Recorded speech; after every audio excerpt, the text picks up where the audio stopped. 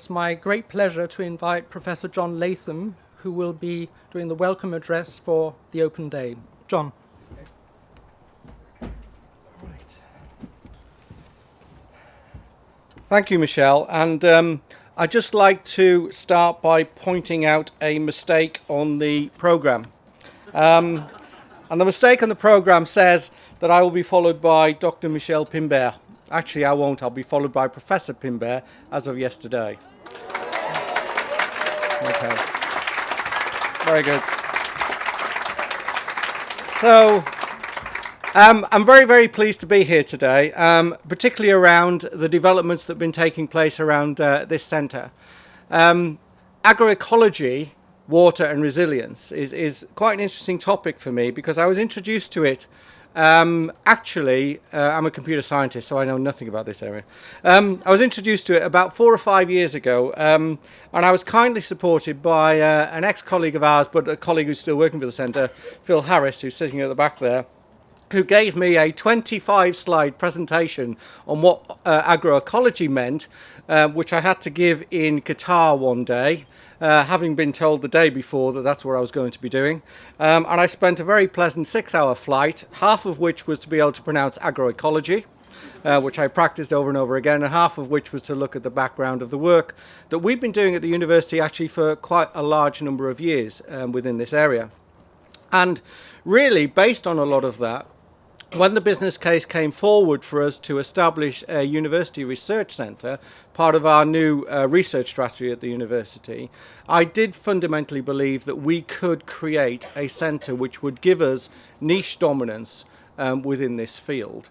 And what we see today, and certainly the open day that you're going to see for the rest of the afternoon, is really around the outcome of that work, the outcome of that business plan, and the joint working that we've had with Garden Organic and the development of the facilities here.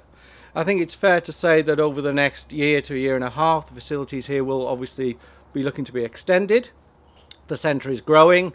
We expect to be about 80 individuals, I think, by the end of the academic year, which is quite an impressive development.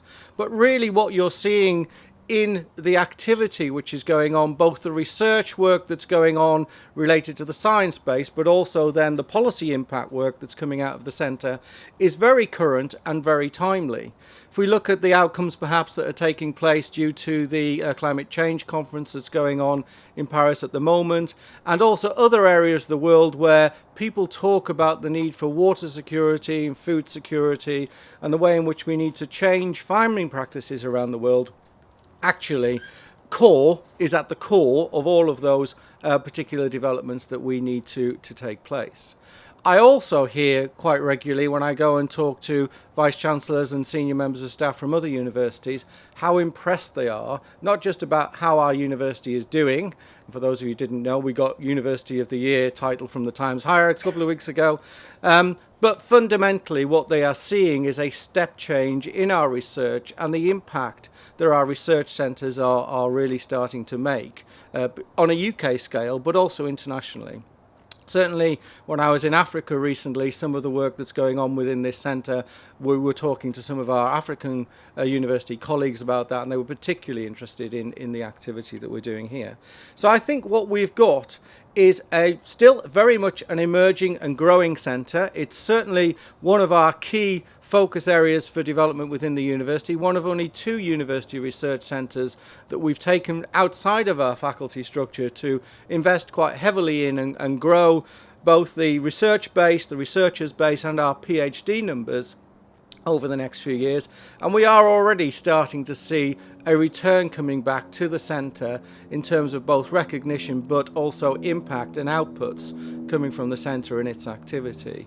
I am very pleased to be able to be here today to actually open this open day for you in terms of where we are and what we're doing. I do hope that you all enjoy it quite intensely. I know there's quite a number of varied activities for you to go around and see and talk to and hear about, but I do think it's going to be one of several type activities like this that the centre will be putting over the next couple of years as some of the activity which has already started matures and gets itself into the external marketplace, which for us as a university is quite key. So enjoy today. It really is quite an impressive series of outcomes that we've already seen. And with that, I will thank you all and hand over to Professor Pimbert to take you forward. Thank you.